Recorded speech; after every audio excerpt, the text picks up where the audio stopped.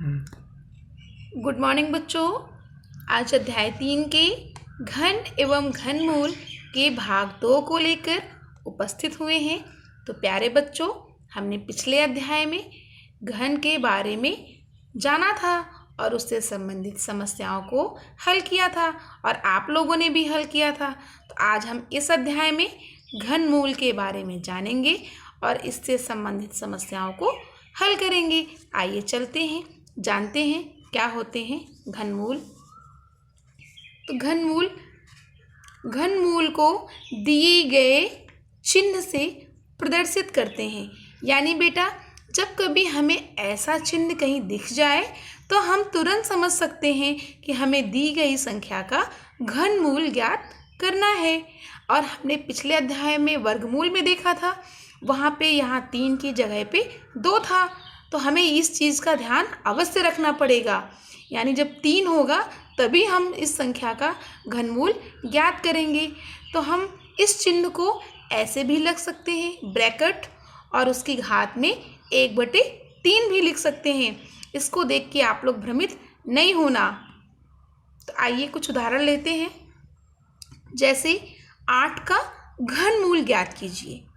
तो 8 को हम 2 लिख सकते हैं और इसका घनमूल 2 प्राप्त हुआ। इसी तरह 27 को 3 लिखा और इसका घनमूल 3 प्राप्त हुआ। तो कैसे प्राप्त हुआ, इसके लिए हम घनमूल निकालने की विधियां जानेंगे। आइए देखते हैं घनमूल निकालने की विधियां। बेटा, इससे पहले हम एक छोटा सा नोट दिया हुआ है, उसके बारे में भी जान लेंगे।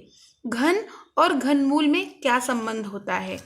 यानी किसी संख्या का घनमूल उसका घन भी होता है। यानी अगर हम घन का 2 है तो ये इसका घनमूल हुआ, और 2 का अगर हम घन ज्ञात करेंगे तो वो 8 हुआ। ये होता है घन और घनमूल में संबंध। तो आइए चलते हैं घनमूल निकालने की विधियाँ।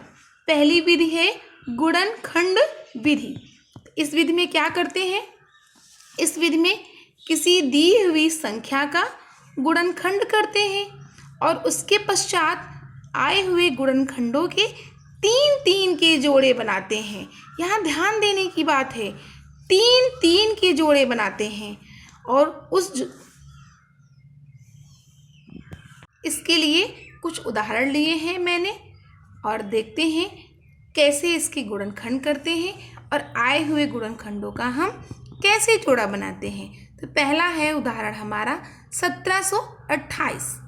तो हमने बताया है किसी भी संख्या का गुणनखंड करने के लिए पहले हम उसकी छोटी से छोटी संख्या से काटना प्रारंभ करते हैं। तो हमने 2 से काटा, 864 आया। इसी प्रकार फिर 2 से काटा, 432 आया, और काटते हुए हमें 1 प्राप्त हुआ।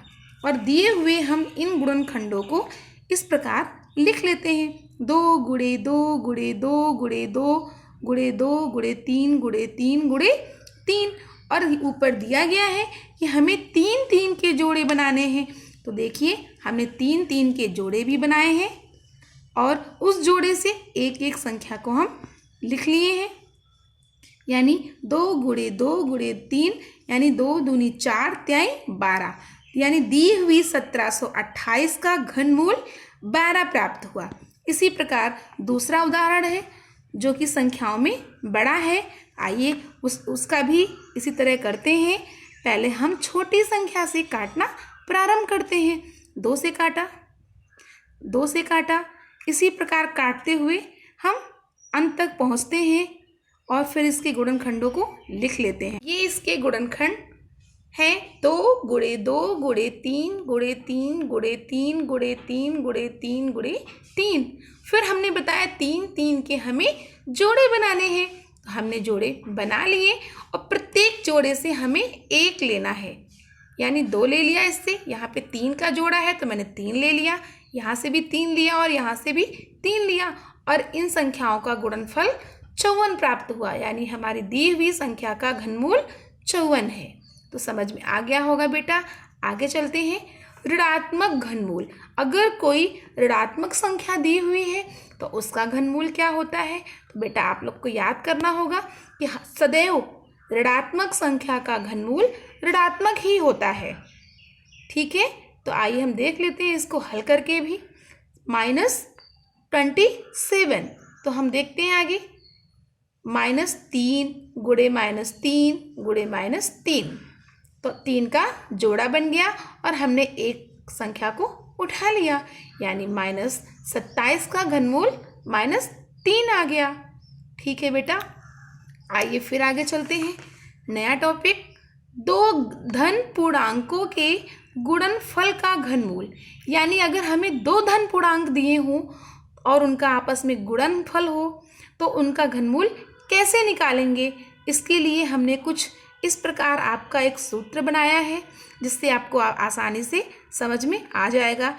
यानी यदि a और b दो धन पूर्णांक है तो हमने यहाँ पे दो धन पूर्णांक लिए हैं a और b, जिसका घनमूल तो घनमूल बना दिया है, और दोनों का गुणनफल क्या होता है?